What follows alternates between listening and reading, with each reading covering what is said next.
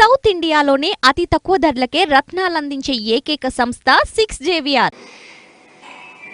పల్నాడులో శాంతి భద్రతల్ని ప్రజాస్వామ్యాన్ని కూనీ చేసింది తెలుగుదేశం పార్టీ.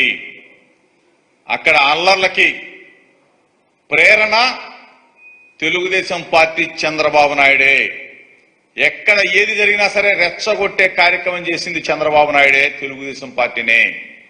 మేము ప్రజాక్షేత్రంలో శాంతియుతంగా ఉన్నాం, మేము ప్రజల పక్షాన ఉన్నాం, ప్రజలు మా పక్షాన ఉన్నారు. ఈ పరిస్థితుల్లో ప్రజలు ఓటు వేయడానికి మాకు సిద్ధంగా ఉంటే మా పార్టీ మేమెందుకు అల్లర్లు చేస్తాం, మేమెందుకు రెచ్చగొడతాం? చంద్రబాబు నాయుడు అనే వ్యక్తి ఆరిపోయే దీపం లాగా ఉన్నాడు కాబట్టి, ఆరిపోతానికి సిద్ధంగా ఉన్నాడు కాబట్టి, తెలుగుదేశం పార్టీ అడ్రస్ గల్లంతు కాబోతోంది కాబట్టి ఈ రాష్ట్రంలో విధ్వంసాలు సృష్టించాడు, శాంతి భద్రతకు విఘాతం కలిగించాడు. వ్యవస్థలన్నిటిని కూడా అడ్డం పెట్టుకొని ఆ వ్యవస్థల్లో ఉన్న కొంతమంది వ్యక్తులని ప్రలోభాలకు గురి చేశాడు, ప్రలోభ పెట్టాడు. ఈ రోజున ఇటువంటి విధ్వంసాలకు జరగడానికి కారణం దిక్కుమాలిన ప్రతిపక్ష నాయకుడు చంద్రబాబు నాయుడే.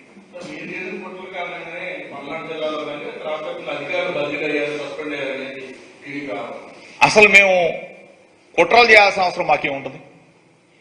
అధికారులు ఉన్నారు, ఎలక్షన్ కమిషన్ వచ్చింది, ఆ ఎలక్షన్ కమిషన్ కి తెలుగుదేశం పార్టీ ఆ పురంధరేశ్వర కొంతమంది అధికారుల మీద రిపోర్ట్ ఇచ్చారు. దాని ఆధారంగా ఆ జిల్లాల్లో ఉన్న అధికారులను మార్చారు. ఆ జిల్లాల్లో ఉన్న అధికారులను మార్చారంటే సమర్థవంతులు, అంతకన్నా సమర్థవంతులు వేస్తారని అనుకుంటాం కదా.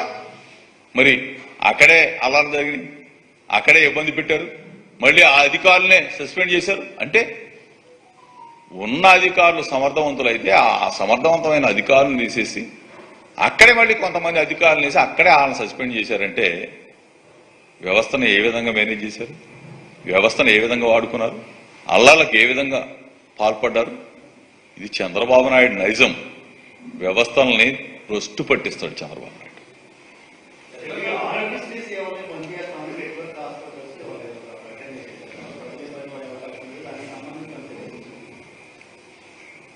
ఆరోగ్యశ్రీ అది మా patent, doctor YS Rajasekhar.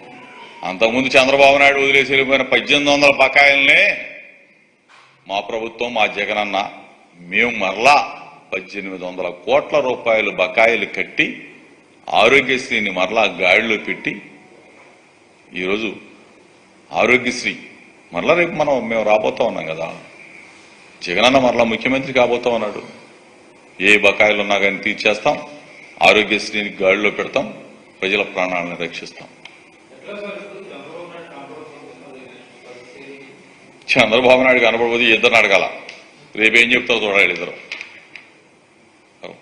Right left ఏం చెప్తారో ఈ రామోజీరావు గారు, ఈ రాధాకృష్ణ గారు.